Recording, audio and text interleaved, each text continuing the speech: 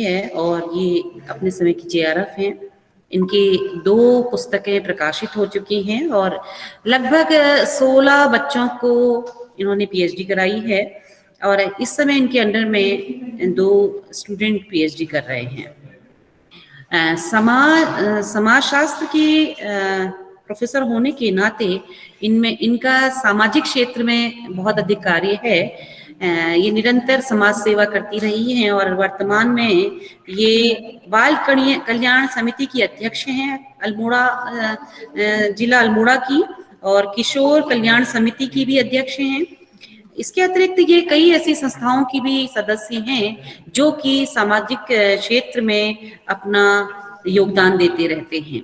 तो ऐसे ही समाजशास्त्री प्रोफेसर इलाशा मैम का मैं स्वागत करती हूँ और मैं उम्मीद करती हूँ कि आपके विचारों से हमारे सभी बच्चे लाभान्वित होंगे और आप अपने पीएचडी के अनुभवों का, एक्चुअली सब्जेक्टिव नॉलेज तो बच्चे और जगह से भी ले लेते हैं, परंतु रिसर्च में करने में जो हमको टेक्निकल प्रॉब्लम्स होती हैं उससे भी आप अपना अनुभव शेयर करेंगे हमारे विद्यार्थियों के लिए। आपका बहुत बहुत स्वागत है प्रोफेसर इलाशा।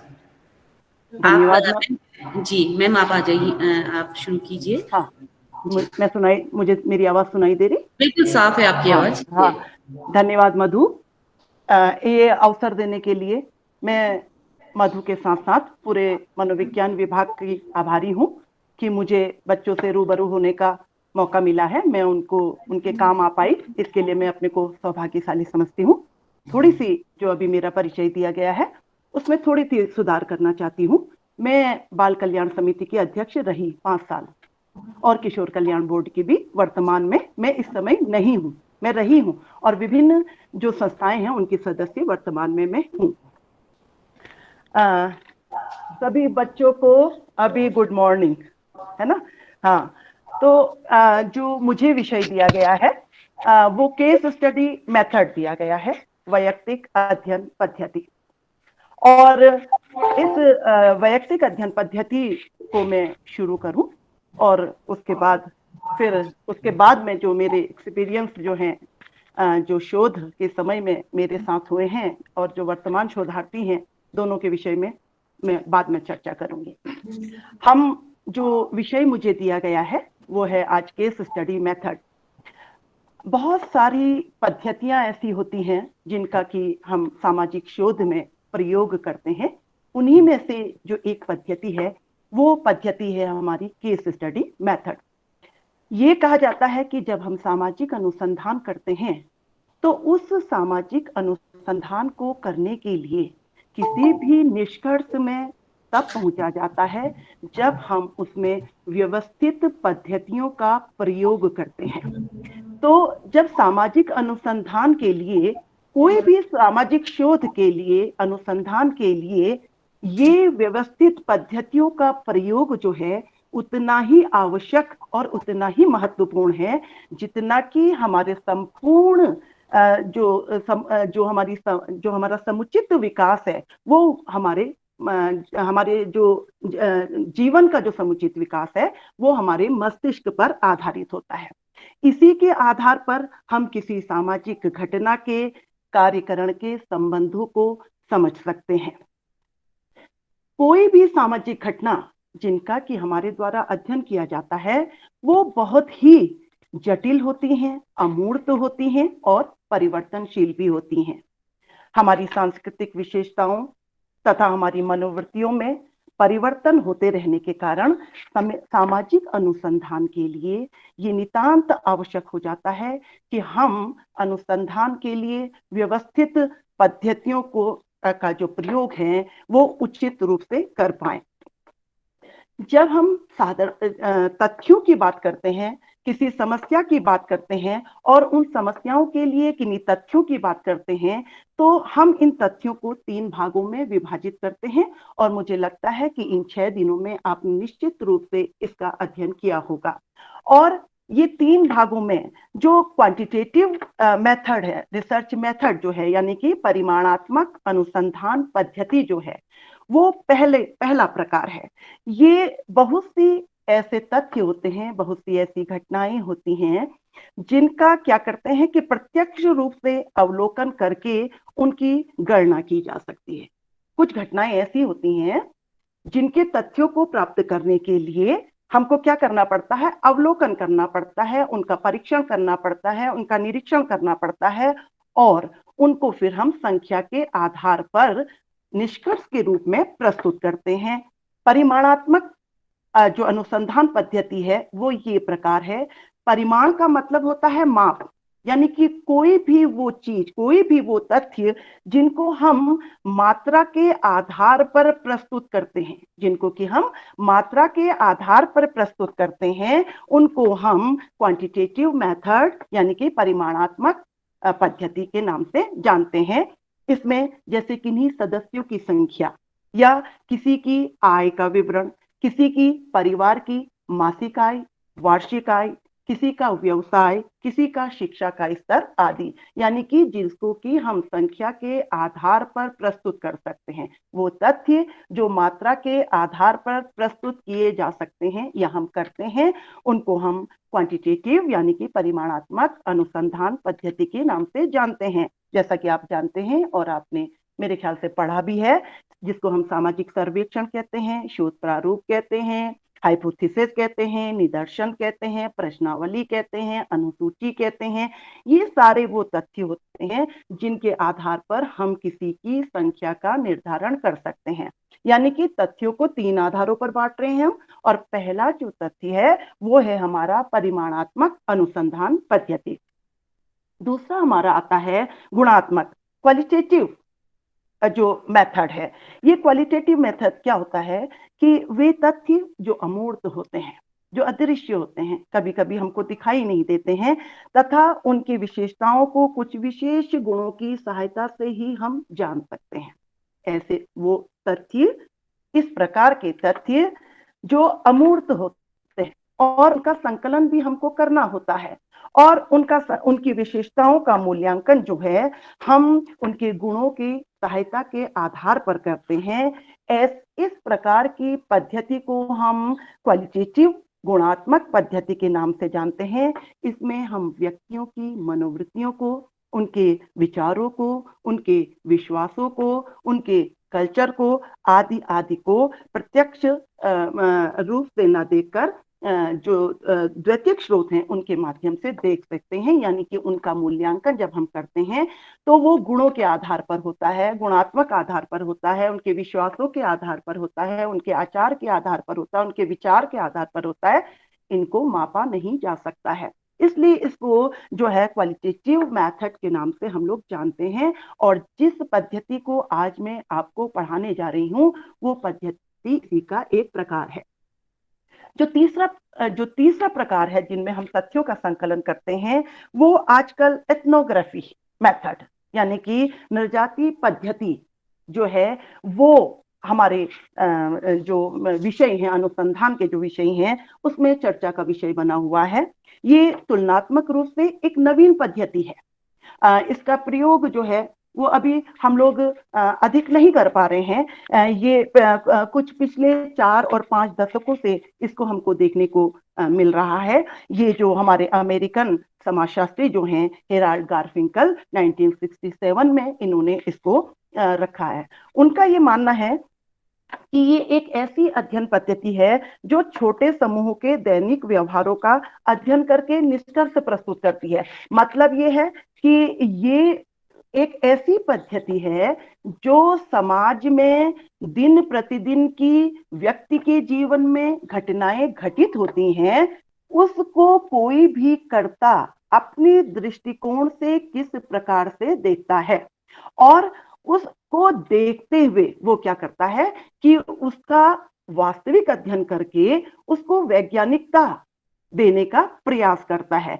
तो ये अभी अपनी उन्नति के दौर में है और ये इसका प्रयोग अभी भारत में कम देखने को मिल रहा है। और ये जो है समाजशास्त्र के परंपरागत जो स्वरूप है उसको अस्वीकार करता है। ये कहता है कि परंपरागत स्वरूप को जो है वो अस्वीकार करता है और वो नवीन स्वरूप जो है दिन प्रतिदिन की घटनाएं किसी भी व्यक्ति के जीवन में किस प्रकार घटित हो रही हैं, किसी भी घटना के विषय में व्यक्ति क्या सोचता है, तो इन सारी चीजों का मूल्यांकन जिस पद्धति के अंतर्गत हो रहा है उसको हम नृजाति पद्धति कहते हैं। अब फिर एक बार मैं कह रही हूँ आपसे कि जब हम सामाजिक समस्या, सामाजिक घटना का अध्ययन करते हैं तो अलग अलग घटनाओं के अध्ययन के लिए अलग अलग प्रकार के तथ्य हमारे पास प्राप्त होते हैं। तो इन तथ्यों के संकलन को हमने 3 भागों में विभाजित किया है। पहला हम कहते हैं परिमाणात्मक, वो तथ्य जिनको हम मात्रा के नाम आधार पर या संख्या के आधार पर माप रहे हैं। दूसरा वो जो कि गुणात्मक है, क्वालिटेटिव है, जिसको हम मात्रा के आधार पर नहीं माप रहे हैं, लेकिन हम गुणों के आधार पर, व्यवहारों के आधार पर, मनोवृत्तियों के आधार पर, मूल्यों के आधार पर, आचार विचारों के आधार पर, संस्कृति के आधार पर प्रस्तुत करने का प्रयास करते हैं। और जो तीसरा है, जो अभी लेटेस्ट तो क्या 4-5 दशकों से इसका प्रयोग जो है वो हो रहा है, जिसको कि अमेरिकन समाजशास्त्री गारफिंकल ने किया है। और वो ये कहते हैं कि ये एक ऐसी पद्धति है जो व्यक्ति के जीवन में दिन प्रतिदिन की जो घटनाएं होती हैं उन पर आधारित होता है। उसमें कर्ता के दृष्टिकोण को विशेष महत्व दिया गया है। कर्ता किसी भी घटना को किस प्रकार से देखता है, किस रूप में देखता है, उसका वर्णन किस प्रकार से करता है, यही जो है इसके अंतर्गत बतलाया गया है। तो अब जो वैयक्तिक अध्ययन पद्धति यानी कि जो केस स्टडी मेथड जो मुझे को आप लोगों को पढ़ाना है, तो अब आपको ये आ गया कि जो 3 प्रकार के तथ्यों का हमने संकलन किया, उसमें जो गुणात्मक पद्धति है, क्वालिटेटिव मेथड जो है, उसके अंतर्गत ये सम्मिलित है। अब मैं वैयक्तिक अध्ययन पद्धति को शुरू कर रही हूं।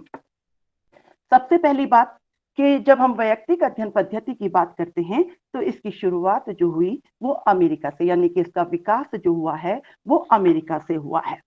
ये मैंने आपको कहा कि ये एक ऐसी विधि है जो गुणात्मकता पर केंद्रित है, यानी इसका आधार जो है वो गुणात्मक है।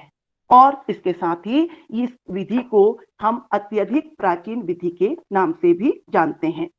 ये इसमें एक विशेष सामाजिक इकाई को केंद्र बनाया जाता है। इसमें अध्ययन करने वाली इकाई एक होती है और उस केंद्र बिंदु के चारों ओर का अध्ययन करना इसका उद्देश्य होता है। ये इकाई कोई व्यक्ति हो सकती है, कोई परिवार हो सकता है, कोई समाज संस्था हो सकती है, कोई समुदाय हो सकता है, लेकिन जो भी होगा वो एक होगा। आगे सबसे पहली बात कि ये बहुत प्राचीन पद्धति है, इसका विकास जो है वो अमेरिका से माना जाता है। ये गुणात्मकता पर आधारित पद्धति पर बेस्ड है और इसमें एक विशेष सामाजिक इकाई को केंद्र बिंदु माना जाता है और उस इकाई के चारों ओर की परिधि का जो अध्ययन है इसमें सम्मिलित किया जाता है और तब किसी निष्कर्ष पर पहुंचा जाता है।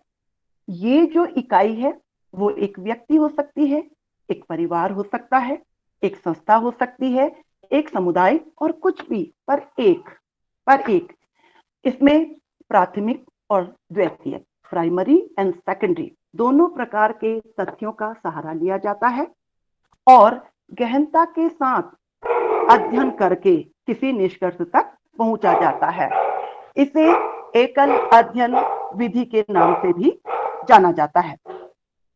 बर्गेस ने इसको सामाजिक सूक्ष्म दर्शक यंत्र कहा है, सोशल माइक्रोस्कोप।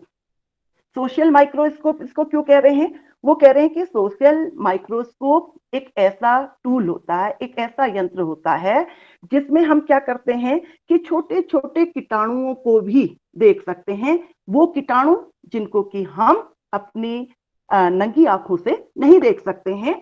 ठीक इसी प्रकार से सामाजिक ये जो सूक्ष्म यंत्र, इसको इसलिए कहा गया है कि समाज में बहुत सारी ऐसी घटनाएं होती हैं जो हमको दिखाई नहीं देती हैं, तो उसको ये वैयक्तिक अध्ययन पद्धति जो है एक माइक्रोस्कोप के रूप में कार्य करके सूक्ष्म से सूक्ष्म जो घटना है, ये जो तथ्य है, उसको हमारे सम्मुख लाने का प्रयास करता है। इसके जो हमारे मानवीय व्यवहार होते हैं बच्चों, वो विभिन्न परिस्थितियों में भिन्न भिन्न होते हैं। किसी भी मानव का व्यवहार स्थिर होगा ये नहीं कहा जा सकता है। हर मानव का व्यवहार अलग अलग परिस्थितियों में अलग अलग प्रकार का होता है, लेकिन विशेष परिस्थिति में मानव व्यवहार का यदि गहन अध्ययन कर लिया जाता है तो उसके आधार पर मानव व्यवहारों से संबंधित एक सामान्य प्रवृत्ति को ज्ञात किया जा सकता है ना। मानव का जो व्यवहार है एक सा नहीं रहेगा, ये आप भी जानते हैं और मैं भी जानती हूँ। अलग अलग स्थितियां होती हैं, अलग अलग परिस्थितियां होती हैं, वहां पर मानव का व्यवहार जो होता है वो पृथक पृथक होता है। हमको कहाँ रोना है, कहाँ हमको हंसना है, कहाँ हमको ताली बजानी है, कहाँ हमको शोक करना है। तो ये परिस्थितियां बताती हैं कि व्यक्ति का व्यवहार अलग अलग जगह पर अलग अलग होता है, भिन्न भिन्न होता है। लेकिन फिर क्या होता है कि अगर विशेष परिस्थिति में मानव व्यवहार का यदि गहन अध्ययन कर लिया जाता है तो उसके आधार पर मानव व्यवहारों से संबंधित एक सामान्य प्रवृत्ति को ज्ञात करने में हमको आसानी होती है। तो ये जो अनुसंधान, इसीलिए अनुसंधानकर्ता जो होता है वो सामाजिक इकाई को प्रभावित करने वाले सभी कारकों, उनके प्रभावों, उनके कारणों, परिणामों का अध्ययन करके निष्कर्ष को प्रस्तुत करता है।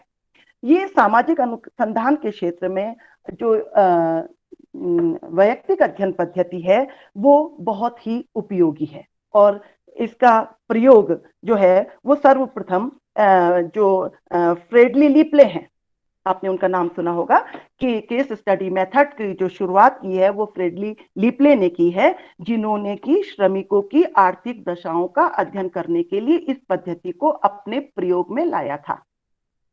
इसके बाद हर्बर्ट स्पेंसर आए हैं और हर्बर्ट स्पेंसर ने विभिन्न लोगों की संस्कृतियों का एक कंपैरेटिव स्टडी के लिए विभिन्न जो कल्चर होते हैं उनकी कंपैरेटिव स्टडी के लिए इस पद्धति का प्रयोग किया है। इसके बाद विलियम हीली जो हैं उन्होंने बाल अपराधियों के अध्ययन के लिए इस पद्धति को उपयोग में लाया है। और फिर रॉबर्ट रेडफील्ड हैं, ऑस्कर लेविस हैं, इन्होंने क्या किया कि जो कृषकों की संस्कृति है और जो जनजातियों की संस्कृति है उनको उनका अध्ययन करने के लिए इस पद्धति का प्रयोग किया है। पर इसकी व्यवस्थित जो ये माना जाता है कि इसको जो व्यवस्थित स्वरूप दिया है वो थॉमस और नैनकी ने दिया है। और थॉमस और नैनकी ने क्या किया कि जो पोलैंड के किसानों का अध्ययन करने के लिए इस पद्धति का प्रयोग किया है। स्टॉफर तथा किन्से ने व्यक्तियों के सांस्कृतिक सामाजिक दशाओं का अध्ययन करने के लिए इसका प्रयोग किया है।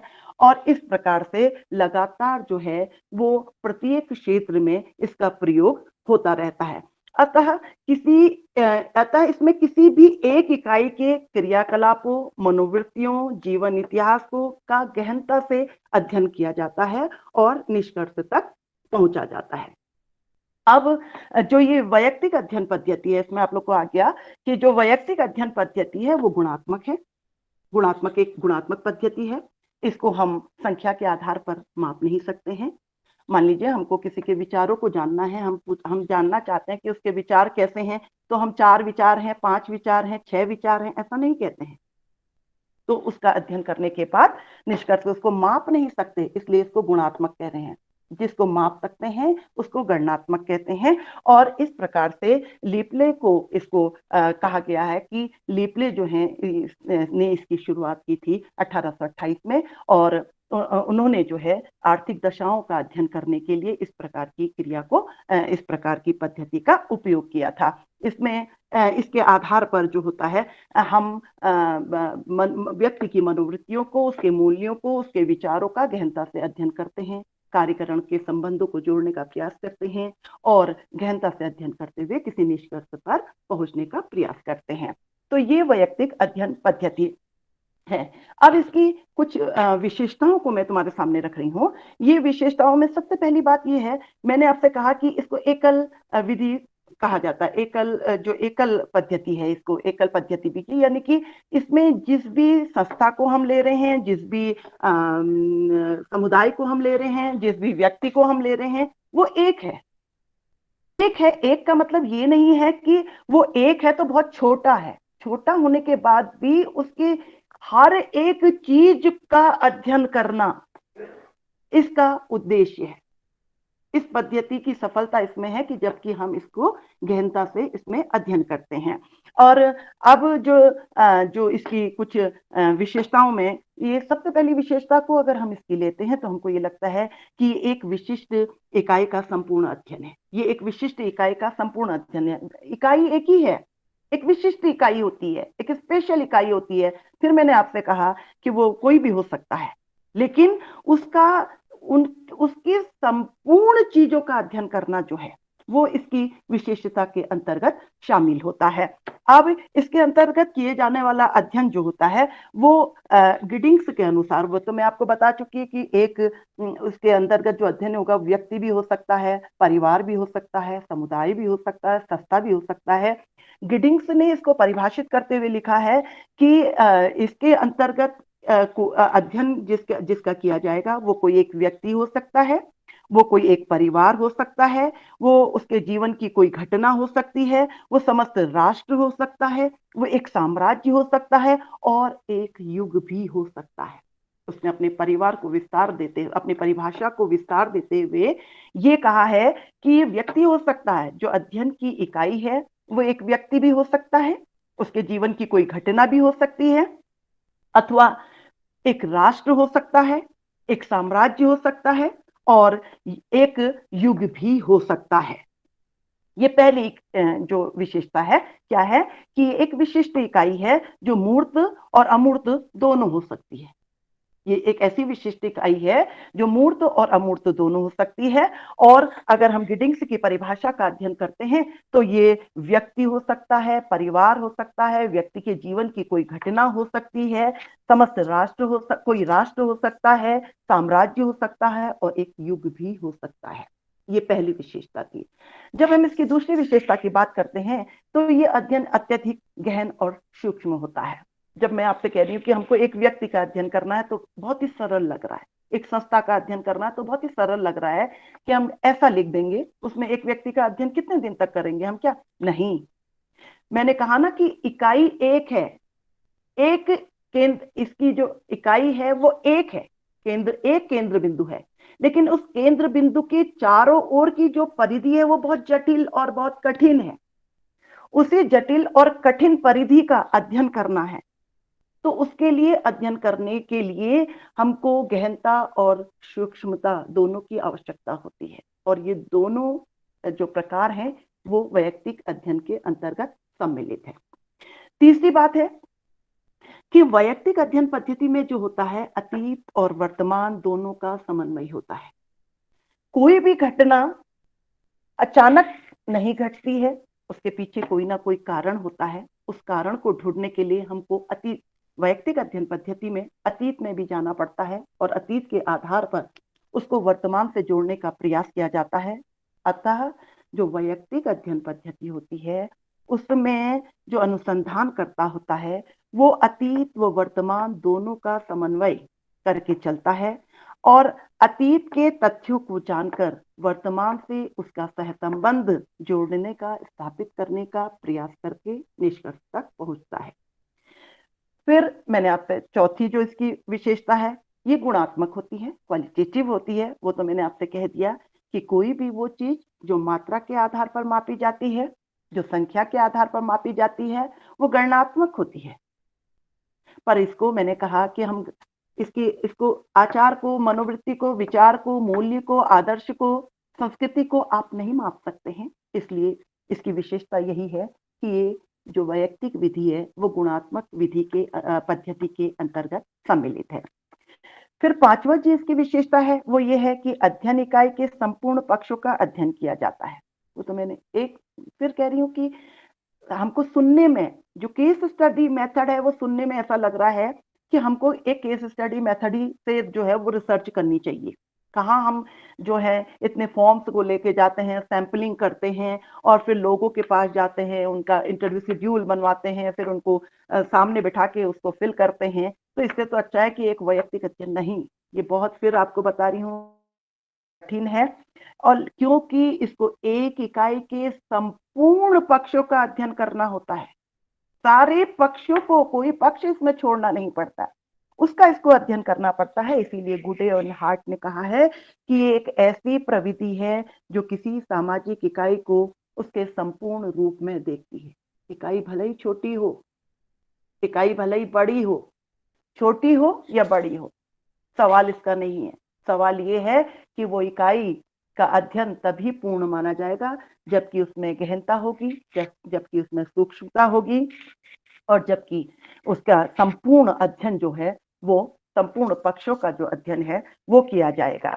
और इसके बाद इसका उद्देश्य किसी इकाई की विभिन्न परिस्थितियों के बीच कार्यकरण के संबंध को स्थापित करना है। बच्चों, हम लोग सब ये जानते हैं कि कोई भी घटना जो होती है, उसके घटने के पीछे कोई ना कोई कारण अवश्य होता है। बिना कारण के कोई घटना घटित नहीं होती है। तो ऐसे ही इसमें भी किसी भी व्यक्ति के साथ, किसी भी समुदाय के साथ, किसी भी संस्था के साथ कुछ भी हुआ है, कैसे हुआ है, क्यों हुआ है, उसके क्या कारण है, उसके क्या परिणाम है, इन सब को जानने के पश्चात ही हम किसी निष्कर्ष पर पहुंचते हैं। तो फिर ये इसकी विशेषताएं थी, जिसमें मैंने आपसे कहा कि ये एक विशिष्ट इकाई का संपूर्ण अध्ययन है। ये मूर्त भी हो सकते हैं और अमूर्त भी हो सकते हैं।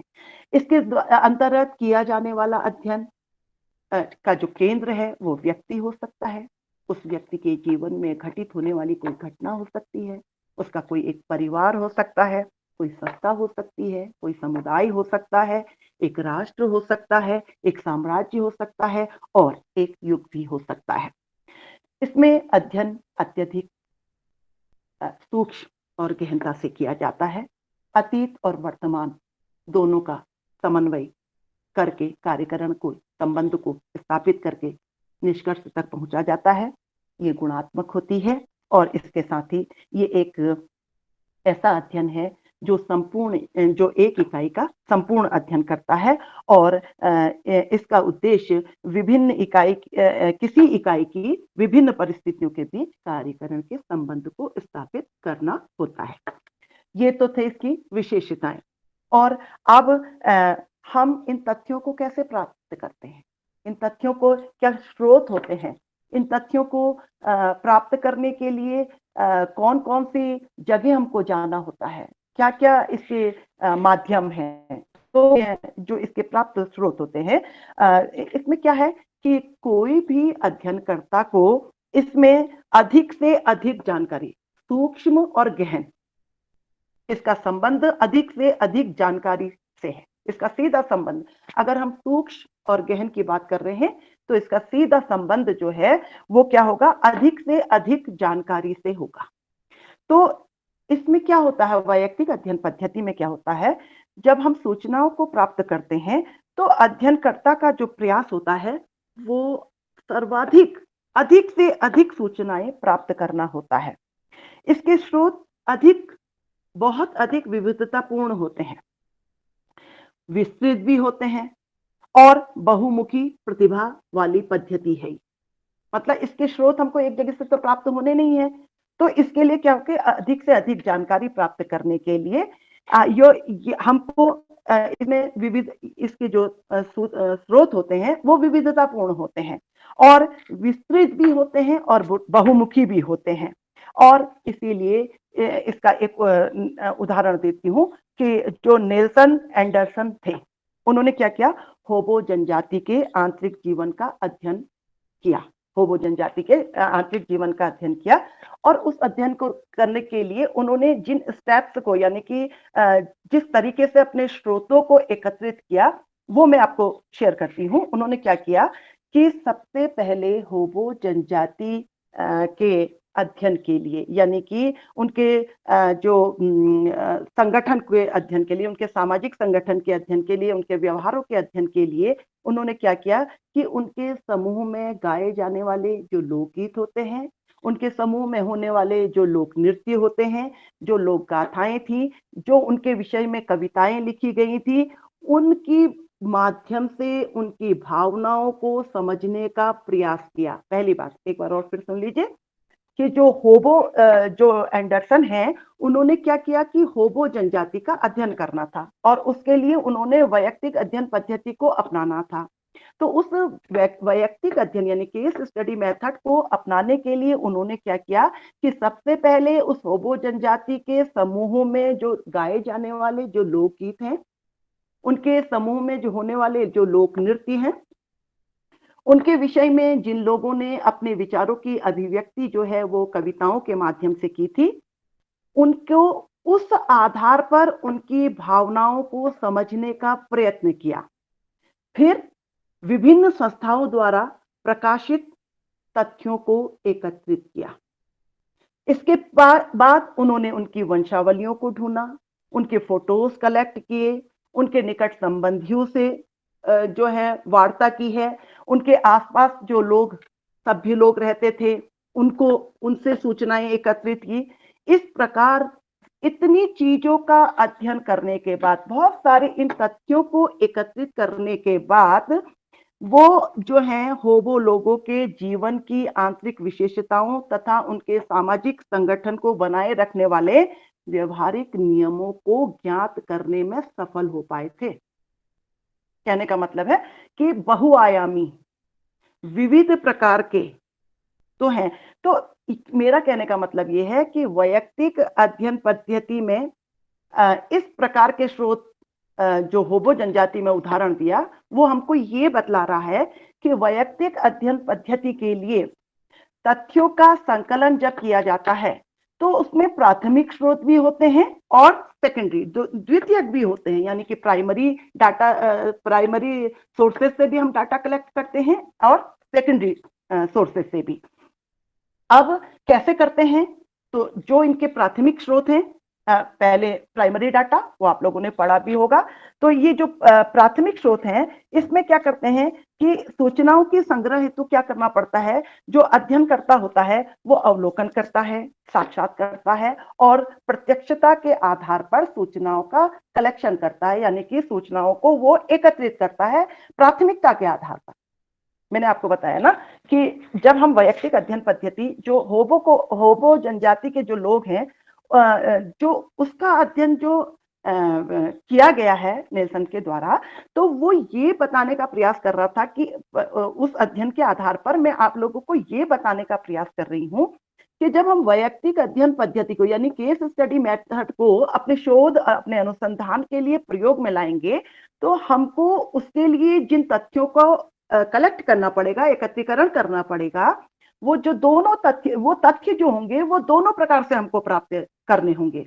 कुछ तथ्य ऐसे होंगे जो हम प्राइमरी सोर्सेस से प्राप्त करेंगे और कुछ तथ्य ऐसे होंगे जो हम सेकेंडरी डाटा से, सेकेंडरी सोर्सेस से प्राप्त करेंगे। तो वो प्राथमिक स्रोत क्या होते हैं? वो कह रहे हैं कि वो तथ्य जिसमें हम सूचनाओं के संग्रह हेतु अध्ययन जो करता है ना, वो अवलोकन करेगा, साक्षात्कार करेगा, यानी फेस टू फेस, प्रत्यक्ष रूप से सूचनाओं का संग्रह करेगा और फिर क्या करेगा कि प्राप्त तथ्यों के, जो हमने फेस टू फेस जिन तथ्यों का हमने संकलन किया, वो उन तथ्यों को प्राप्त करने के लिए फिर उसका सत्यापन करना होता है। उस सत्यापन के लिए क्या करेंगे कि हम जिस व्यक्ति का, मान लीजिए हम किसी व्यक्ति का अध्ययन कर रहे हैं और उस व्यक्ति के अध्ययन के लिए हमने कुछ प्रत्यक्ष सूचनाएं प्राप्त कर ली हैं। अब उन प्रत्यक्ष सूचनाओं को क्या करना है कि हमने उसको वेरीफाइड भी करना है। अब उस वेरिफिकेशन के लिए हम क्या करेंगे कि पारिवारिक सदस्य से मिलेंगे, हम पड़ोसियों से मिलेंगे, हम उनके रिश्तेदारों से मिलेंगे और अन्य अगर वो कोई कहीं वो व्यक्ति किसी संस्था में कार्य करता है, वहां मिलेंगे। तो ऐसे जितनी भी चीजों से, सोर्सेस से हमको प्राप्त हो पाएंगे हमारे तथ्य, हम उसका प्रयोग प्राथमिकता के आधार पर करेंगे। जैसे मैंने कहा कि प्राथमिक तथ्यों के आधार पर हम अवलोकन को लेते हैं, हम अनुसूची, साक्षात्कार अनुसूची को लेते हैं, अनुसूची को लेते हैं, और अगर किसी के बारे में हमको रेडियो, टेलीविजन से कोई भी चीजें जो है प्रसारित हो रही हैं, वो भी हम कलेक्ट कर सकते हैं। तो ये सारी चीजें जो है वो प्राथमिक स्रोतों के अंतर्गत आती हैं। अब जैसे एक बार और जैसे उदाहरण के शायद तुमको समझ में आ जाएगा। जैसे हम मान लीजिए हमको किसी बाल अपराधी का अध्ययन, क्योंकि मैं वहां रही हूं, मैंने आपको बताया कि मैं CWC की अध्यक्ष रही हूं, तो अक्सर वहां पर अपराधियों को, जो छोटे बच्चे होते हैं बाल अपराधी, तो उनको वहां पर रखा भी जाता है, उनको सुधारने के लिए रखा जाता था। तो अगर हमको किसी बाल अपराधी का अध्ययन करना है, तो जब हम अपराध शास्त्र को पढ़ते हैं तो उसमें दो प्रकार के जो मेन हमको संप्रदाय मिलते हैं। जो एक संप्रदाय तो ऐसा होता है जो कहता है कि जैसे लाम्ब्रोसो है, जैसे वो कहते हैं कि अपराधी जो होते हैं वो जन्मजात होते हैं, और दूसरा पक्ष ये कहता है कि अपराधी जन्मजात नहीं होते हैं, अपराधी बनाए जाते हैं। मनोवैज्ञानिक कहते हैं कि मनोवैज्ञानिक कारण से, मार्क्स कहता है कि आर्थिक कारण से। यानी कि बता तो हमको ये दिया कि एक बाल अपराधी जो है वो जो है वो उसके बाल अपराध, उसके उसका अपराधी बनने के पीछे बहुत सारे कारण होते हैं। लेकिन अब जब हमको उस बाल हम अब हमको ये देखना है कि अगर एक बच्चा जो है वो अपराधी बना है, तो हमने ये मान लिया कि नहीं, किसी ने हमसे ये कह दिया कि वो बचपन से ही अपराधी था, हमने ये मान लिया। ये कहेगा नहीं नहीं, उनके तो जीन्स में ऐसा ही था,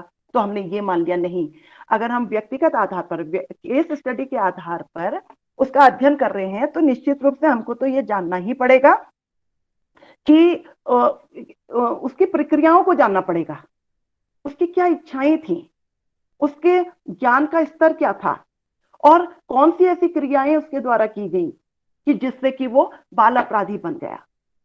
तो मेरे हिसाब से कोई भी बच्चा जो होता है वो जन्म से अपराधी नहीं होता, पैदा होने से वो अपराधी नहीं होता है। लेकिन कुछ सामाजिक जो एटमॉस्फेयर होता है वो बच्चे को इस प्रकार के गर्त में धकेलने का प्रयास करते हैं, जिससे कि वो अपराधी बन जाता है। ये मेरा व्यक्तिगत मानना है, लेकिन ये सत्य भी है। कई कारण होते हैं, कोई एक कारण से कोई भी बच्चा नहीं बन पाया। अब अगर हमको बाल अपराधी के वास्तविक कारण को जानना है, तो हमको जो ये प्राथमिक सूचनाएं जो मैंने आपको ऊपर पढ़ाई हैं कि हमको उनके परिवार से मिलना पड़ेगा, उनके मित्रों से मिलना पड़ेगा, उनके पड़ोसियों से मिलना पड़ेगा, उसके स्कूल में जाना पड़ेगा, वो कहाँ, जिसने किस किस जगह पर उसने कौन कौन से अपराध किए उसको जानना पड़ेगा, उसकी प्रकृति को समझना पड़ेगा, उसकी परिस्थितियों को जानना पड़ेगा। और इस प्रकार से तब हम किसी बाल अपराधी को बाल अपराधी की श्रेणी में रखने की सफलता को हासिल कर पाएंगे। फिर ये तो थे प्राइमरी जो डाटा है, हम कैसे कलेक्ट करते हैं वैयक्तिक अध्ययन पद्धति के लिए। लेकिन इसी के साथ ही मैंने कहा कि इसमें प्राथमिक और द्वितीयक दोनों प्रकार के स्रोत होते हैं। और द्वितीयक स्रोतों की जहां तक बात होती है, जहां प्रत्यक्षता या साक्षात्कार नहीं होता है, जो फेस टू फेस नहीं होता है, तो इसके लिए ये बहुत महत्वपूर्ण माना जाता है। जो हमारा केस स्टडी मेथड है उसके लिए जो सेकेंडरी डाटा है वो बहुत महत्वपूर्ण माना गया है। और अगस्त कोंट ने तो ये कहा है कि समाजशास्त्रीय अध्ययनों में ऐतिहासिक पद्धति का प्रयोग अत्यधिक महत्वपूर्ण है ना। तो ये, और इसी तरीके से जब हम सोरोकिन की बात करते हैं तो उन्होंने भी जो है अपने अध्ययन में जिन संस्कृतियों का अध्ययन किया है उसके लिए ऐतिहासिक प्रलेखों को अपना प्रयोग में लाया है। जो जॉन मेज ने लिखा है कि द्वितीय सामग्री समाजशास्त्रियों के लिए बहुत महत्वपूर्ण संपत्ति के समान होती है।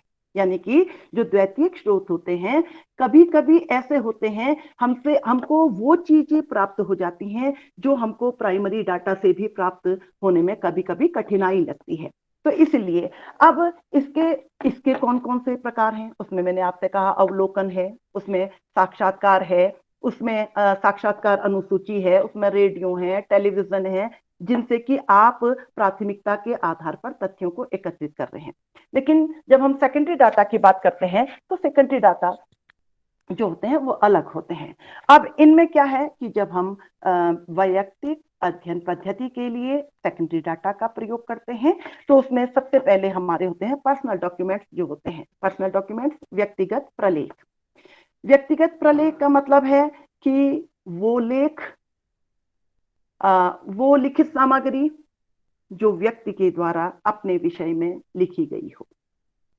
पर्सनल डॉक्यूमेंट्स वो लिखित सामग्री जो व्यक्ति के द्वारा अपने विषय में लिखी गई हुई। कब लिखी गई हुई?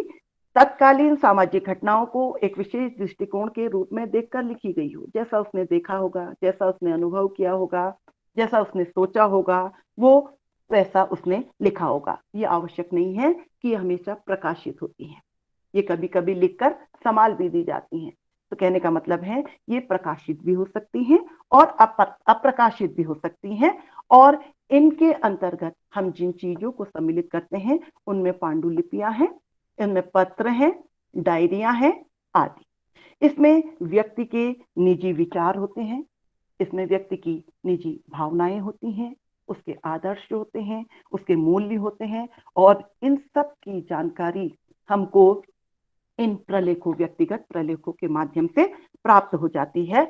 और एक विशेष अवधि में उनके रहन सहन, उनकी संस्कृति, उनका चिंतन, उनका व्यवहार, उनकी संस्कृति और उनके सामाजिक मानदंडों को हम आसानी से समझने का प्रयास करते हैं। इन प्रलेखों को 4 प्रकार के भागों में विभाजित किया है। बच्चों, आपको समझ में आ रहा? पहली जो बात मैंने आपसे कही कि डाटा कलेक्ट, यदि कि हम वैयक्तिक अध्ययन पद्धति को जब प्रयोग में लाते हैं तो उसके आधार पर भी ऐसा नहीं है, तथ्यों को तो हम सैंपलिंग के आधार पर करेंगे, चाहे वैयक्तिक अध्ययन केस स्टडी के आधार पर करेंगे, तथ्यों का संकलन निश्चित रूप से हमको करना होता है। इसमें मैंने आपको बताया कि ये घटनाएं मूर्त भी होती हैं और अमूर्त भी होती हैं। अगर जब मूर्त और अमूर्त होती हैं तो वहां दोनों प्रकार के तथ्य जो है इसमें प्रयोग में लाए जाते हैं। जो प्राइमरी डाटा है उसमें मैंने आपसे कहा कि फेस टू फेस जब हम काम करते हैं तो उसके लिए जब हम अवलोकन करते हैं या जब हम उसके लिए साक्षात्कार अनुसूची बनाते हैं, अनुसूची बनाते हैं या खाली साक्षात्कार करते हैं, प्रश्नावलियों का निर्माण करते हैं, तो रेडियो से हमको कोई मिलता है, टेलीविजन से कोई मिलता है, तो वो तो हमारे प्राइमरी सोर्सेज से प्राप्त डाटा हो जाते हैं, प्राथमिक स्रोत, है ना। लेकिन जब हम द्वितीयक स्रोतों की बात कर रहे हैं तो ये द्वितीयक स्रोतों में कहा गया है कि द्वितीयक सामग्री जो होती है वो समाजशास्त्रियों के लिए एक बहुत महत्वपूर्ण संपत्ति के समान होती है। ये हम कहाँ कहाँ से प्राप्त कर सकते हैं? ये प्राप्त करने के लिए हमको ये बताया गया है, जो इसके स्रोत हैं वो है पर्सनल डॉक्यूमेंट्स, जो है व्यक्तिगत प्रलेख। और इस व्यक्तिगत प्रलेख के अंतर्गत क्या कह रहे हैं वो, ये व्यक्तिगत प्रलेख ऐसा होता है जो व्यक्ति के द्वारा अपने आसपास की घटनाओं को देखकर, अपने आसपास के वातावरण को देखकर, अपने आसपास की परिस्थितियों को देखकर, उनको समझकर, उनके दृष्टिकोण को समझकर, अपनी दृष्टि में उसको समझकर, विचार कर जो लिखा जाता है। और ये सदैव प्रकाशित होंगे ऐसा नहीं होता है, ये कभी प्रकाशित भी होते हैं और कभी अप्रकाशित भी होते हैं।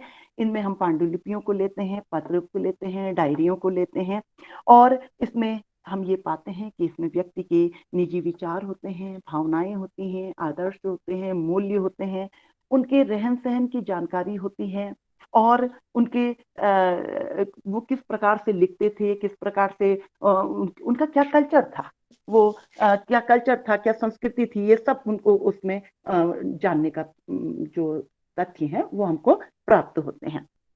इन प्रालेखों को भी 4 भागों में विभाजित किया गया है। पहला लाइफ हिस्ट्री, यानी कि जीवन इतिहास। जीवन इतिहास क्या है? देखो, जॉन मैस कह रहे हैं कि वास्तविक अर्थ में जीवन इतिहास शब्द का तात्पर्य किसी व्यापक आत्मकथा से होता है।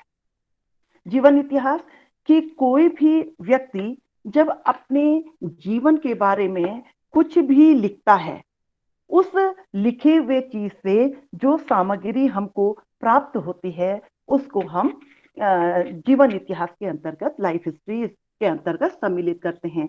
अब ये लिखित सामग्री जो होती है या तो व्यक्ति के द्वारा अपने लिए स्वयं लिखी होती है, व्यक्ति के लिए किसी और ने भी लिखी होती है। दोनों प्रकार हैं इसमें, या तो ये व्यक्ति के द्वारा स्वयं अपने बारे में लिखी होती है या व्यक्ति के लिए किसी और ने लिखी होती है। इसमें कभी कभी ऐसे तथ्य सामने निकल कर आते हैं जिन्हें अन्य साधनों या अन्य पद्धतियों के माध्यम से निकालने में अनुसंधानकर्ता असमर्थ होता है। ये क्या है? जीवन इतिहास। दूसरी बात जो है वो है स्वाभाविक आत्मकथाएं। जो व्यक्ति अपनी इच्छा से अपने बारे में, मैंने कहा कि पहले भी मैंने लिखा है कि अपने जीवन से संबंधित घटनाओं को लिखता है, अपने जीवन से संबंधित घटनाओं को लिखने का प्रयास करता है, लिखता है, उससे भी जो तथ्य हमको प्राप्त होते हैं उसको जो है वो स्वाभाविक आत्मकथाएं कहा है। तीसरा है प्रेरित आत्म अभिलेख, यानी कि आत्मकथा के रूप में यह अभिलेख सरकारी, गैर सरकारी सहायता और प्रेरणा के फलस्वरूप हमको प्राप्त होते हैं। यानी ये सरकारी गैर सरकारी आंकड़े जो हमको प्राप्त होते हैं उसके माध्यम से भी हम इसको प्राप्त कर सकते हैं।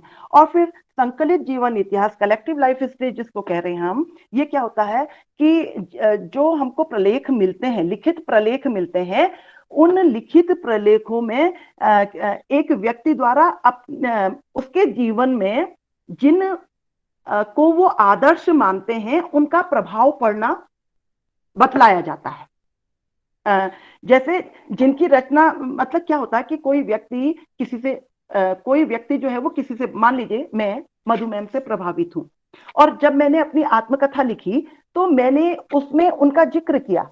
उनका क्या जिक्र किया कि जिस चीज से मैं प्रभावित हुई थी उस चीज को मैंने इसमें उन घटनाओं का विवरण, उन बातों का विवरण इसमें किया। जैसे महात्मा गांधी की आत्मकथा अगर आप लोगों ने पढ़ी है तो उसमें जब हम पढ़ते हैं तो वो क्या करते हैं कि उन्होंने अपने जीवन में बहुत सारे महापुरुषों का प्रभाव होना स्वीकार किया है। उन्होंने कहा वो नेहरू से प्रभावित थे, वो विनोबा भावे से प्रभावित थे, और जयप्रकाश नारायण से वो प्रभावित थे, राणा डे से वो प्रभावित थे। तो ये चीजें जो अब जब हम मान लीजिए महात्मा गांधी के विषय में लिखेंगे और उनके हमको ये मिलता है तो हम ये लिखेंगे कि वो इन इन व्यक्तियों की इन इन चीजों से बहुत प्रभावित थे, या इन इन विद्वानों का, इन इन महापुरुषों का प्रभाव जो है वो गांधी जी के जीवन में पड़ा है। तो ये तो थे प्रलेख। इसके बाद हमारी आती हैं डायरीज। डायरियां जो होती हैं, है ना बच्चों, ये एक ऐसा व्यक्तिगत प्रलेख है जिसमें व्यक्ति अपनी दैनिक जीवन की घटनाओं का आलेखन और विश्लेषण करता है। अब आप अपने स्टूडेंट लाइफ में, मतलब स्टूडेंट लाइफ तो अभी भी आपकी है, आप चले जाइए अपने, जब आप बीए में पढ़ते थे या BA2 कुछ भी एनएसएस में जाते थे या आप एनसीसी क्रेडिट है, तो जब हम लोग आप लोग के कैंप ले जाते थे तो वहां पर आप लोगों को एक एक डायरी आपको देते थे। मैं उदाहरण दे रही हूँ, ये तो बड़े लोगों का अध्ययन है ना, तो ये बड़े लोगों के जिनको हम आधार मानकर अध्ययन करते हैं, तो वो अध्ययन में डायरी का क्या महत्व है। वो डायरी ये है कि मान लीजिए आप एनएसएस के कैंप में चले गए, एनएसएस के कैंप है, एनसीसी कैंप हम ले जाते थे, तो हम एक डायरी बच्चों को देते थे। वो डायरी में बच्चे क्या करते थे, वो अपने रोज की दिनचर्या को लिखते थे। उन्होंने कैसा अनुभव किया, उन्होंने आज क्या पाया, उनको आज कैसा लगा, क्या वो जब हार्ड वर्क कर रहे थे तो क्या उनको थकान महसूस हुई, क्या हार्ड वर्क करने में उनको खुशी हुई या उनको कष्ट हुआ, जो कुछ भी आपके मन में आता है, आज आपने वहां से क्या सीखा, आज आप आके अगर कुछ सीखा है तो आप आने वाले को क्या देंगे। तो एक डायरी को मेंटेन करना। तो ये डायरी में क्या होता है कि वो डायरी अगर निष्पक्ष भाव से लिखी हो, ये तो मैं एक एग्जांपल दे रही थी आपको, लेकिन डायरी का भी बहुत महत्वपूर्ण स्थान है। अगर डायरी किसी व्यक्ति ने निष्पक्ष भाव से लिखी हो तो इसमें सारे प्रकार के अनुकूल, कटु, सुख, दुख, लड़ाई, झगड़ा, सारे अनुभव, व्यवहारों का स्पष्टीकरण होता है। ये स्पष्टीकरण, क्योंकि मुझे मालूम है ना, मेरे साथ अगर कुछ अन्याय हुआ है, हो रहा है घर में, तो मैं उसको अगर कह रही हूं तो मान लीजिए उससे हमारे घर में क्या हो रहा है, कलह हो जा रहा है। अब इस कलह को भी नहीं मैंने करना है और अपनी भावनाओं को भी मैंने व्यक्त करना है, तो मैं क्या करूं, तो मैं एक डायरी लिख लेती हूँ और उसमें वो लिखती हूँ जो मेरे साथ हुआ है, क्योंकि मुझे मालूम है कि ये डायरी बाहर नहीं आनी है। वो डायरी को मैंने संभाल दिया, वो डायरी तो तभी बाहर आएगी जब अब मेरे बारे में, जब मैं नहीं होंगी और मेरे बारे में कुछ लिखा जाएगा, जब उसकी खोज होगी, जब डायरी मेरे परिवार वालों को मिलेगी और वो आपके सुपुर्द कर देंगे, तब उसमें मेरे अच्छे अनुभव होंगे तो ऐसा ही होगा, ऐसा नहीं होगा। मेरे अच्छे अनुभव होंगे, मेरे बुरे अनुभव भी होंगे, मुझे सही भी लगा होगा कहीं, मुझे कभी कहीं गलत भी लगा होगा, कभी अनुकूलता होगी, कहीं कटुता होगी। तो ये सारे विवरण जो होते हैं ना, उनका स्पष्टीकरण इन डायरियों में होता है। और ये क्योंकि मैंने कहा आपसे, क्योंकि लिखा गया विवरण गोपनीय होता है, इसलिए हम अपने अंदर की सारी बातें उसमें लिख देते हैं, जो हम अपने परिवार वालों से नहीं कह पा रहे, जो हम अपने बच्चों से नहीं कह पा रहे हैं। इसलिए नहीं कह पा रहे क्योंकि उसको कोई सुनने वाला नहीं है, पर हम उसको सुनाना चाहते हैं। अब अपने जो हमारे अंदर है उसको हम कैसे हल्का करें, हम एक डायरी मेंटेन करते हैं और उसमें अपना सब कुछ लिख लेते हैं, हमको कोई डर नहीं है। हमने किसी को अगर कह दिया कि वो बहुत गंदा है तो भी हमको डांट नहीं पड़नी है, अगर हमने किसी को कह दिया कि ये बहुत अच्छा है तो भी हमको शाबाशी नहीं मिलनी। तो इस प्रकार से ये यदि ये निष्पक्ष भाव से लिखे गए हों तो इसमें सारे रहस्य जो होते हैं वो हमको मिल जाते हैं, और लिखा हुआ विवरण गोपनीय होता है, और ये द्वितीयक स्रोत के रूप में डायरियां जो हैं वो महत्वपूर्ण होती हैं। ये जो जॉन मेज हैं वो कहते हैं रहस्योद्घाटन करने वाला तथ्य होता है, ये रहस्यों का उद्घाटन कर देता है। जिन रहस्यों को हम दबा के रखते हैं बाद में उनका उद्घाटन कर देता है, और जिसको कि हम कहीं अच्छे अच्छे स्रोतों से भी प्राप्त नहीं कर सकते हैं। तो इसमें व्यक्ति के जो फिर वही बात है कि व्यवहार है, अनुभव है, उसके साथ क्या हुआ है, उसकी मनोवैज्ञानिक प्रतिक्रियाओं को समझने का प्रयास इसके अंतर्गत होता है। फिर आते हैं हमारे वैयक्तिक पत्र। ये जो बच्चों आज हम ऑनलाइन पढ़ रहे हैं, ये नेट और ये सारी सुविधाएं जो आज आप देख रहे हैं कि एक बटन दबाया पैसा कहां से कहां जा रहा है, एक बटन दबाया रिजर्वेशन हो जा रहा है, ये समय तुम्हारा है। हमने अपने समय में बहुत सारी परेशानियां देखी हैं, और उस समय संचार साधनों का नितांत अभाव होता था। तो एक जो हमारे पर्सनल लेटर होते थे वही हमारे सुख दुख के साथी होते थे, है ना। तो हम क्या करते थे, प्राचीन काल में जो ये संचार साधन होते थे उनका अभाव होता था। तो हम क्या करते थे कि अब हमको कोई दुख हो रहा है, कोई सुख हो रहा है, मैंने कहा कि हम आज पढ़े लिखे हैं, हम तो डायरी मेंटेन कर देंगे। उस समय डायरी मेंटेन करने की मानसिकता भी कम लोगों में होती थी। जो बहुत ही पढ़े लिखे, जैसे आप जवाहरलाल नेहरू हैं, महात्मा गांधी हैं, ये लोग तो सब अपनी डायरी मेंटेन करते थे। और जो आम आदमी है वो डायरी मेंटेन नहीं करता था। जो थोड़ा पढ़ा लिखा होता था वो पत्रों के माध्यम से अपने सुख, अपने दुख, जो कुछ भी था वो बांटने का प्रयास करता था। तो ये पत्र भी क्या होते थे कि अत्यधिक गोपनीय होते थे। मैंने पत्र में अपनी माँ को क्या लिखा है ना, वो गोपनीय है। मैंने या फिर हम जिनको बहुत जैसे हम जिनको बहुत अपने निकट समझते हैं, या जो हमको अपने बहुत निकट समझते हैं, हम उनसे हर तरीके की बात करते हैं। कोई भी वो बात जो मैं आपकी ऑर्गेनाइजर मधु से कह सकती हूँ, मैं आप लोगों से शेयर नहीं कर सकती हूँ। और जो बात मैं अपने परिवार में अपने पारिवारिक सदस्य से कर सकती हूँ, हो सकता है मैं वो आपके ऑर्गेनाइजर से भी नहीं कर सकती हूँगी। तो क्या है कि इसकी जो पत्र होते थे उनकी प्रकृति भी गोपनीय होती थी, और हम जिनको अपने बहुत निकट समझते थे या जो हमारे बहुत निकट होता था, तो उनको पत्रों के द्वारा अपनी भावनाओं से अभिव्यक्त करा, अपनी भावनाओं को उन तक पहुंचाते थे। और उन भावनाओं को पहुंचाने में हमको किसी प्रकार का कोई संकोच भी नहीं होता था। तो उसमें जितनी भी जीवन से संबंधित घटनाएं होती हैं, वो प्रेम संबंधी हो सकती हैं, वो संघर्ष से संबंधित हो सकती हैं, वो सुखद हो सकती हैं, वो दुखद हो सकती हैं, हम उनसे साझा करते हैं। और प्राचीन आंदोलनों में, यदि हम प्राचीन कालीन आंदोलनों की बात करते हैं, तो उसमें जो रणनीतियां बनती थी, आज जो रणनीतियां बनती हैं, तो वही क्या करते हैं लोग, उसको बाहर निकाल देते हैं, यानी कि उसका प्रचार प्रसार कर देते हैं। संचार साधनों की इतनी सुविधाएं हो गई हैं, लेकिन प्राचीन काल में ऐसा नहीं था। अगर हमको हमारे जो आंदोलनों में की जो रणनीतियां बनी, उनमें इन पत्रों की अहम भूमिका रही है। कोई भी रणनीति के लिए पत्रों के माध्यम से ही एक दूसरे को आगे क्या करना है इसके लिए तैयार किया जाता था। और पारिवारिक तनाव, अंतरवैयक्तिक संबंध, यौनिक मनोवृत्तियां, विवाह विच्छेद आदि विषयों के लिए ये पत्र जो है महत्वपूर्ण द्वितीयक स्रोतों के रूप में कार्य करते हैं, और सामाजिक अध्ययनों में इनकी अत्यधिक उपयोगिता है। मतलब बहुत ज्यादा इसको ये पत्र प्राप्त होते नहीं है, इनका क्षेत्र सीमित है, लेकिन जितने भी हुए हैं उनसे हमको बहुत सारी जो है सीख मिलती है। इसके बाद है मेमोरीज, यानी कि हमारे संस्मरण। कई बार आपने देखा होगा कि हम जो होते हैं वो क्या करते हैं, हम कहीं जाते हैं, एक रोमांचक जो घटनाएं हमारे जीवन में घटित होती हैं, हम उनको दूसरों को सुनाते हैं, लिखते हैं, और उनका वर्णन करते हैं। तो कभी कभी हम खुद लिख लेते हैं, कभी कभी दूसरों ने अगर हमसे सुनाया हो तो वो हमारे बारे में लिख देते हैं। जिनके बारे में भी, तो वो लिख देते हैं दूसरों को। तो ये भी एक महत्वपूर्ण स्रोत है। इन घटनाओं में एक समय विशेष की सामाजिक, आर्थिक, राजनीतिक और सांस्कृतिक दशाओं का समावेश होता है, और ये लोगों के रहन सहन, उनकी भाषा, उनकी रीति रिवाज व अन्य सांस्कृतिक विशेषताओं को समझने में सहायक होती हैं। तो ये इस प्रकार से इनके स्रोत थे कि जिनको हम दोनों प्रकारों से प्राप्त कर सकते हैं। वो स्रोत हमारे प्राथमिक भी हो सकते हैं और हमारे द्वितीयक भी हो सकते हैं।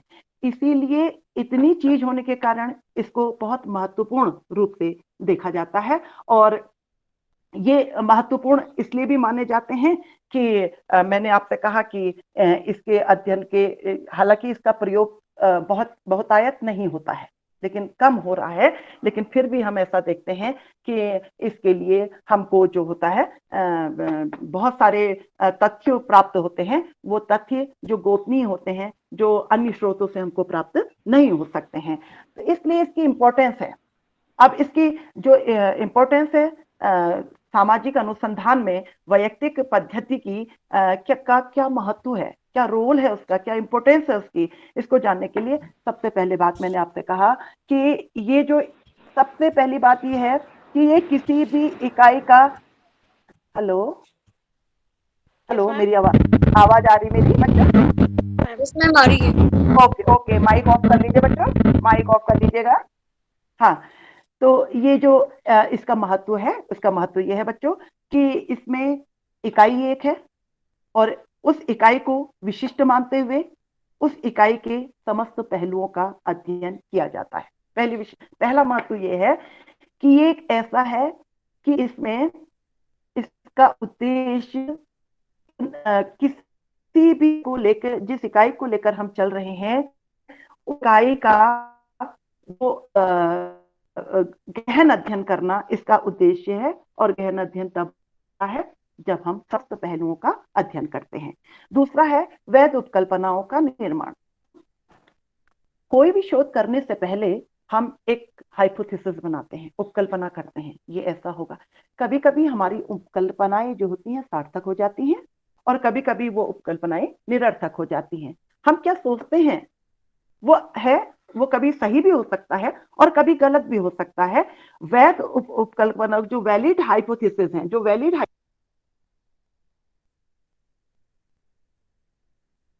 मैम आपका माइक म्यूट हो चुका है। आ रहा बच्चे बेटे? यस सॉरी, मैम आ आ रहे रहा?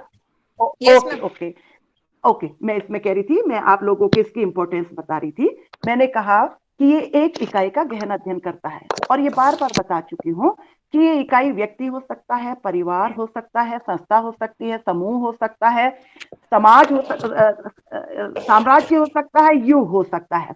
तो इसमें क्या है कि इकाई भले ही एक हो, लेकिन उसके संपूर्ण पहलुओं का अध्ययन किया जाता है और गहनता से अध्ययन किया जाता है, किसी पक्ष को छोड़ना। अगर हम उद्देश्य तो यही है, अब व्यक्ति कैसे अध्ययन करेगा ये उस पर डिपेंड करता है। तो ये क्या होता है कि इकाई का गहनता से अध्ययन इसके अंतर्गत किया जाता है, इसलिए वैज्ञानिक पद्धति जो है वो बहुत महत्वपूर्ण पद्धति के रूप में मानी जाती है। दूसरा मैंने कहा कि वैध उपकल्पनाओं का निर्माण। वैध उपकल्पना जो वैलिड हाइपोथेसिस है, हाइपोथेसिस क्या होती है कि जब हम किसी भी शोध को करते हैं, कोई भी अनुसंधान कार्य को करते हैं, तो हमारा उद्देश्य होता है कि हम पहले ही उसके लिए कुछ सोचें, हम कुछ सोच लेते हैं। जैसे आपको मालूम होगा, आपने हाइपोथेसिस पढ़ी है, क्या करते हैं कि अगर हमको कोई मकान बनाना है तो उसका एक नक्शा पास करना होता है, और उस नक्शे के आधार पर ही मकान बनता है। ऐसे ही जब हम कोई रिसर्च करते हैं तो उसके लिए कोई हाइपोथेसिस को हम लोग कई हाइपोथेसिस बनाते हैं। वो हाइपोथेसिस कभी सफल होती हैं और कभी विफल भी हो जाती हैं, यानी कि कभी सार्थक होती हैं और कभी निरर्थक भी हो जाती हैं। तो इसमें क्या होता है कि कई स्रोतों से हम क्या करते हैं, सूक्ष्म और गहन अध्ययन करते हैं। जैसे जैसे हम सूक्ष्म और गहन अध्ययन करते हुए आगे बढ़ते हैं, हमको महत्वपूर्ण तथ्यों की जानकारी प्राप्त होती रहती है, और जैसे जैसे हमको महत्वपूर्ण तथ्यों की जानकारी प्राप्त होती रहती है, उससे हमको नई नई उपकल्पनाएं जो हमारे दिमाग में होती हैं वो निर्मित होती रहती हैं, और जो कि अध्ययन को एक नई दिशा प्रदान करती हैं।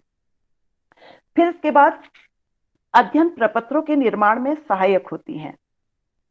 हमको ये जो अध्ययन के जो प्रपत्र होते हैं, प्रपत्र का मतलब है हम अनुसूची बनाते हैं, प्रश्नावली बनाते हैं, साक्षात्कार अनुसूची बनाते हैं। अब हम अध्ययन करते गए, हम गहन अध्ययन करते गए और हमने जो नहीं सोचा था वो भी हमको प्राप्त होता गया। जो हम नहीं सोच रहे थे कि हम ये कुछ, लेकिन उत्तरों में हमको कुछ ऐसे प्रश्न मिल जाते हैं कि हम उन प्रश्नों के, उन प्रपत्र जिनको हमने तैयार किया था उसमें सुधार की गुंजाइश हो जाती है। यानी कि जैसे जैसे हमको जानकारी प्राप्त होते रहेगी ना, वैसे वैसे हमारे पास, हमारे दिमाग में नए नए क्वेश्चन भी आते रहेंगे और नए नए क्वेश्चनों के आधार पर नए नए उत्तर प्राप्त होते रहेंगे। तो ये एक ऐसा विषय है, इसका महत्व इसलिए भी बढ़ जाता है कि मान लीजिए आपने अनुसूची तैयार की है, साक्षात्कार अनुसूची तैयार की है या प्रश्नावली तैयार की है। अब क्या होगा कि हमने जब उनसे पूछा, उन्होंने हमको जो बताया उससे क्या हुआ कि एक नया जो प्रश्न हमारे मन में आ गया, हमने उनसे पूछा और उसका नया उत्तर मिल गया। तो ये एक ऐसा प्रपत्र है जिसमें हम उपयोगी प्रश्नों को शामिल, और बनने के बाद भी उपयोगी प्रश्नों को शामिल कर सकते हैं और जो अनुपयोगी प्रश्न है उनको हटा भी सकते हैं। तो ये हमको इस प्रकार का एक मार्ग प्रशस्त करता है कि अगर आपको ऐसा लगता है कि कुछ नई चीजें आ रही हैं तो आप उसको इसमें इंक्लूड कर दीजिए, और आपको अगर लगता है कि नहीं ये चीजों का तो कोई औचित्य ही नहीं है तो आप उसको हटा सकते हैं। और इसके बाद जो है ये वैयक्तिक अध्ययन पद्धति में इसमें कहा है कि जो वर्गीकृत प्रतिचयन में सहायक होती है, जो फाइंडिंग क्लासिफाइड सैंपल होता है। तो ये क्या करता है कि एक ही श्रेणी की इकाइयों में से सर्वोत्तम निदर्शन प्राप्त करने की पद्धति यही है। एक ही श्रेणी की इकाई एक ही है, लेकिन उसमें से सर्वोत्तम निदर्शन प्राप्त करके ये एक नया इतिहास रचता है। इसलिए ये शोध की वैज्ञानिकता को बनाए रखने में अत्यधिक महत्वपूर्ण तथ्य होता है। अब जो इसका एक और इसके महत्व कहा है कि ये विरोधी इकाइयों का भी ज्ञान करता है। जो कन्फ्लिक्टिंग हमारी यूनिट होती है ना, अंडरस्टैंडिंग ऑफ कन्फ्लिक्टिंग यूनिट का मतलब ये है कि जब बच्चों हम कोई विषय का अध्ययन करते हैं तो ऐसा तो होगा नहीं कि मलाई मलाई हमको मिल जाए, है ना, और जो मतलब क्या कहते हैं उसको, मक्खन मक्खन हम खा ले और पानी पानी किसी और को दे दे, नहीं। जब हम कोई अध्ययन करते हैं तो उस अध्ययन में क्या होता है कि हमको अच्छी चीजें भी मिलेंगी, बुरी चीजें भी मिलेंगी, कोई उसका समर्थक भी होगा, कोई उसका विरोधी भी होगा। तो हम क्या करते हैं कि रिसर्चर क्या करते हैं कि अरे विरोधी तत्वों से हमको क्या करना है, हम ऐसा करते हैं, हम अपना अपना काम, हमको तो अपने काम से मतलब है, हम अपना काम कर लेते हैं। जो विरोधी चीजें आ रही हैं, जो प्रतिकूल चीजें आ रही हैं, जो हमको परेशान कर रही हैं, उन चीजों को हम छोड़ देते हैं। अगर हम ऐसा करते हैं तो फिर हम गहनता और सूक्ष्मता का नाम नहीं ले सकते हैं। तो इसमें क्या होता है कि कभी कभी कुछ विरोधी चीजें हमारे सामने आ जाती हैं, तो उन विरोधी चीजों को भी अपने अध्ययन में शामिल करना वैयक्तिक पद्धति के अंतर्गत होता है। यानी कि हम कोई भी चीज को समझने के लिए केवल अच्छी अच्छी चीजों का प्रयोग कर लें। अगर कोई बुरी चीज उसमें आई है, अगर कोई विरोधी चीजें उसमें आई हैं, अगर किसी ने किसी कारणवश उनका विरोध किया है, उनको बुरा कहा है, उनका भी क्यों कहा है, किस लिए कहा है, क्या परिस्थितियां थी, क्या कारण था, क्या परिणाम होगा, ये सारी चीजों का अध्ययन भी इसके अंतर्गत किया जाता है, क्योंकि इसमें किसी भी पक्ष को छोड़ा नहीं जाता है। जैसे एक उदाहरण के तौर पर आपको कहती हूं कि जैसे हम वेश्यावृत्ति की बात करते हैं ना, हम ये कहते हैं कि वैश्या वो है जो कोई भी वो स्त्री जो अपने देह का व्यापार करती है, वो वैश्या कहलाती है।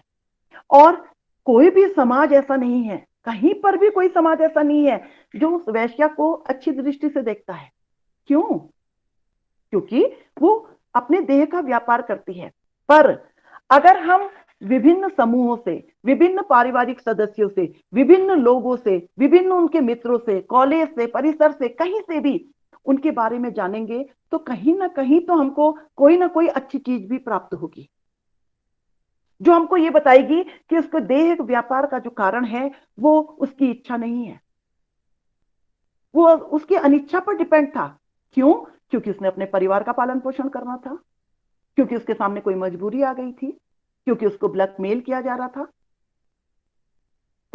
तब इस कार्यकरण के संबंध को जोड़कर हम ये बता सकते हैं कि कोई भी स्त्री को देह व्यापार करने के बिना कारणों को जानकर उसको बुरा कहना, उसको गलत कहना, उसको समाज से कटा हुआ मानना, ये सब गलत है। तो इसमें यह कहा है कि विरोधी इकाइयों का अध्ययन भी नितांत आवश्यक इस पद्धति के अंतर्गत हो जाता है। फिर है कि अनुसंधानकर्ता के ज्ञान का विस्तार होता है। आप ही बताइए, जब हम कोई किसी भी पक्ष को छोड़ना नहीं है, हमको प्रत्येक पक्ष का गहनता से अध्ययन करना है, प्रत्येक पक्ष को माइक्रोस्कोप के समान देखना है, विभिन्न जो क्षेत्र हैं वहां जाना है, वहां के लोगों से जानकारी, बहुत सारे स्रोतों से ज्ञान प्राप्त करना है, विभिन्न प्रकार के लोगों से संपर्क करना है। तो इससे क्या होगा कि जो अनुसंधान करता है उसकी रुचि बढ़ेगी, और रुचि कब बढ़ती, जैसे जैसे आदमी की रुचि बढ़ती जाती है उसके ज्ञान का विस्तार होता जाता है। यानी कि ये एक ऐसी पद्धति है जो अनुसंधानकर्ता के ज्ञान में भी विस्तार करती है। और इसके बाद ये कहती है helpful in the study of attitudes, कह रहे हैं ये मनोवृत्तियों के अध्ययन में सहायक होती है, इसलिए महत्वपूर्ण है।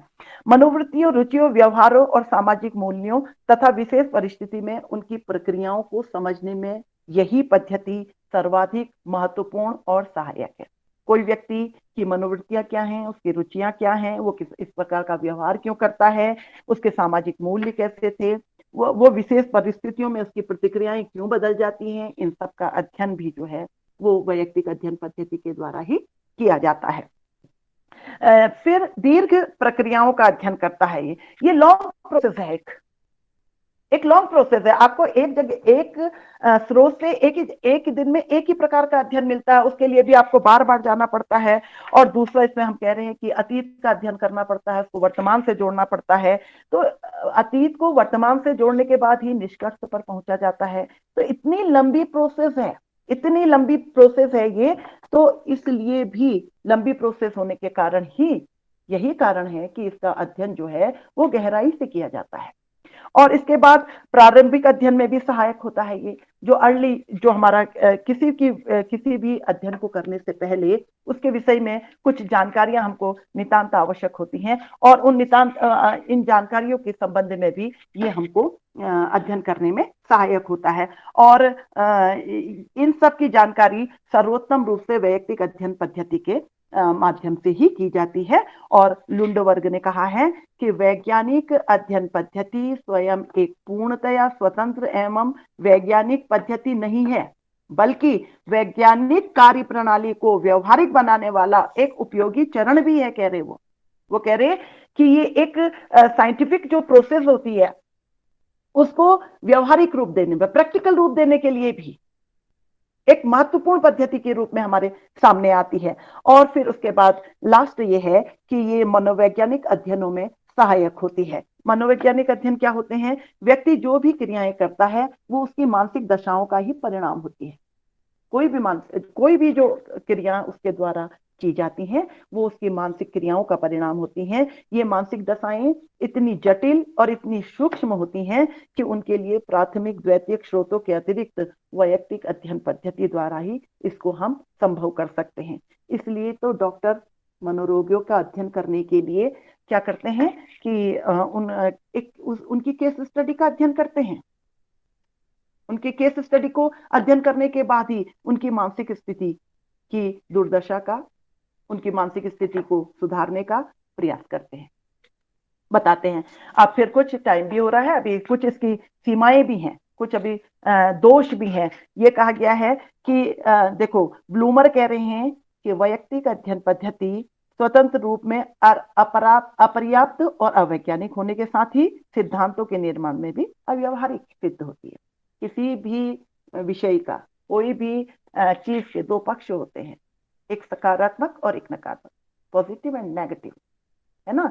तो इसी प्रकार से अभी तक सब मैंने कहा कि इतना बढ़िया हो रहा है, ये इतनी महत्वपूर्ण पद्धति है और अद्वितीय है, और ब्लूमर आके यहाँ पर ये बता रहे हैं कि वैयक्तिक अध्ययन पद्धति स्वतंत्र रूप में अपर्याप्त और अवैज्ञानिक होने के साथ ही सिद्धांतों के निर्माण में भी अव्यवहारिक, इसी को आधार मानते हुए, ब्लूमर की इसी परिभाषा को आधार मानते हुए इसके कुछ दोषों को आपके सामने रख रही हूं। सबसे पहले जो उसके आधार पर किसके, ब्लूमर के आधार पर जो पहला दोष है वो ये है कि ये अत्यधिक सीमित होती है। थोड़ी इकाइयों के आधार पर ही किसी निष्कर्ष तक पहुंचना संभव नहीं होता, ये इसका मानना है। ये कह रहा कि इकाई छोटी होती है, कभी कभी इकाई छोटी भी होती है और कभी इकाई बड़ी भी होती है।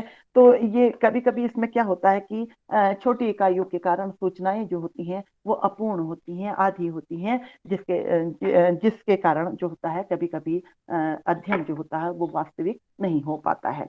दोषपूर्ण प्रलेखों पर निर्भर करता है। वो कह रहे हैं कि सरकारी और गैर सरकारी आंकड़ों की हम बात कर रहे हैं और कह रहे हैं कि द्वितीयक स्रोतों से हम सरकारी गैर सरकारी आंकड़ों को भी लेते हैं। तो ये तथ्य कभी कभी, क्योंकि कोई ऐसी तकनीक नहीं है जिससे कि इन तथ्यों की प्रामाणिकता को सिद्ध किया जाता है, इसलिए ये प्रलेख भी जो होते हैं कभी कभी गलत होते हैं। और इसका उदाहरण तो अभी हमारे सामने प्रत्यक्ष है। हम कोरोना के जब रिजल्ट को देखते हैं, किसी हम और भी कोई जो घटनाएं घटती हैं उनके रिजल्ट को देखते हैं, सरकारी आंकड़े कुछ कहते हैं, वास्तविक आंकड़े कुछ और होते हैं, और इससे क्या होता है कि जो वास्तविक निष्कर्ष है उस पर पहुंचने में कठिनाई होती है। फिर तीसरा कह रहे हैं कि बायस होता है, यानी कि पक्षपात की समस्या होती है। इकाइयों का चयन जो होता है वो वैज्ञानिक आधार पर नहीं होता है। ये कर्ता की सुविधा अनुसार अनुसंधान करता इसको अपनी सुविधा अनुसार करता है। इसमें कोई जो चयन की जो वैज्ञानिक प्रक्रिया होती है ना वो नहीं होती है। ये सारा का सारा अनुसंधान करता पर क्योंकि कोई नियंत्रण नहीं होता है, इसलिए उन्होंने कहा कि जो कार्य अनुसंधानकर्ता की सुविधा के अनुसार होता है उस पर कोई नियंत्रण नहीं होता है, उसको बायस माना जाता है। फिर उन्होंने कहा कि अत्यधिक खर्चीली है, तुलनात्मक रूप से अत्यधिक खर्चीली होगी।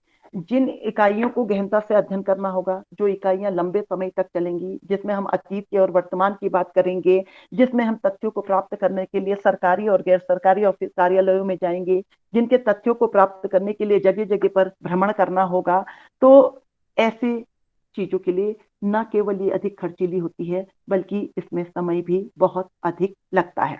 फिर परीक्षण संबंधी जो कठिनाइयां होती हैं, वो कह रहे हैं कि जो प्राप्त तथ्य होते हैं उनकी कोई विश्वसनीयता की जांच नहीं होती है। जो भी तथ्य हमने प्राप्त कर लिए उसकी विश्वसनीयता की जांच नहीं होती है, और जहां पर विश्वसनीयता की जांच नहीं होती है वहां वैज्ञानिकता का अभाव होता है। गुडे ने इसे काम चलाओ सैद्धांतिकरण कहा है। इसके अतिरिक्त वो कहते हैं कि एक ऐसा काम चलाओ एडहॉक थ्योराइजेशन है जिसमें कि जो थोड़ी समय के लिए है और फिर नहीं, यानी कि काम चलाओ सैद्धांतिकरण के अतिरिक्त इसको और कुछ भी नहीं माना है।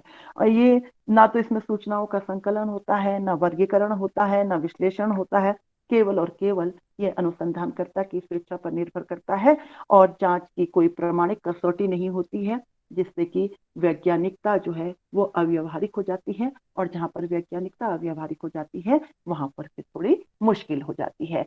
तो ये है बच्चों, ये मेरा आज का जो केस स्टडी मेथड था वो मैंने आप लोग को बता दिया है। आप लोग को ये समझ में आ गया होगा कि मुझे ऐसा लगता है कि जो हम अध्ययन करते हैं, जो हम साहित्यकार जो अध्ययन करते हैं, वो साहित्यकार जो साहित्य वाले जो अध्ययन करते हैं, चाहे वो संस्कृत साहित्य हो, चाहे वो हिंदी साहित्य हो, चाहे वो अंग्रेजी साहित्य हो, उसमें जैसे मान लीजिए वो कहते हैं कि किसी एक को ले लेते हैं, किसी एक विद्वान को ले लेते हैं, किसी एक पोएट को ले लेते हैं, किसी एक राइटर को ले लेते हैं, उसके आधार पर ये जो भी है वो करते हैं। मेरा समय खत्म हो रहा है क्या मधु? आप चाहें तो थोड़ा ले लीजिए 5-10 मिनट। हाँ नहीं मैम, नहीं मेरा ऐसा तो कुछ नहीं है। वो ये कह रही थी कि कुछ बांटना है अपने एक्सपीरियंस जो पीएचडी के, तो उसके आधार पर अगर कुछ है आपको, नहीं तो आप जैसा चाहें। बच्चों को सुनना है। प्रोफेसर साहब, आपने बिल्कुल सारगर्भित और बच्चों के लिए नितांत उपयोगी लेक्चर दिया। मैं भी सुन रही थी और मुझे आशा ही नहीं बल्कि विश्वास है कि प्रतिभागी जो है वो आपके भाषण से बहुत एक निवेदन कर रही हूँ कि अगर किसी को रिसोर्स पर्सन से कोई जिज्ञासा का समाधान करना है या करवाना है तो अपना हाथ उठाएं और अकॉर्डिंगली आप मैडम से अपनी समस्या का समाधान कराएं। हाँ, Abhijit Tiwari, you can ask. Hello hello. Ma'am, ethnography को एक बार फिर से समझा दीजिए थोड़ा सा।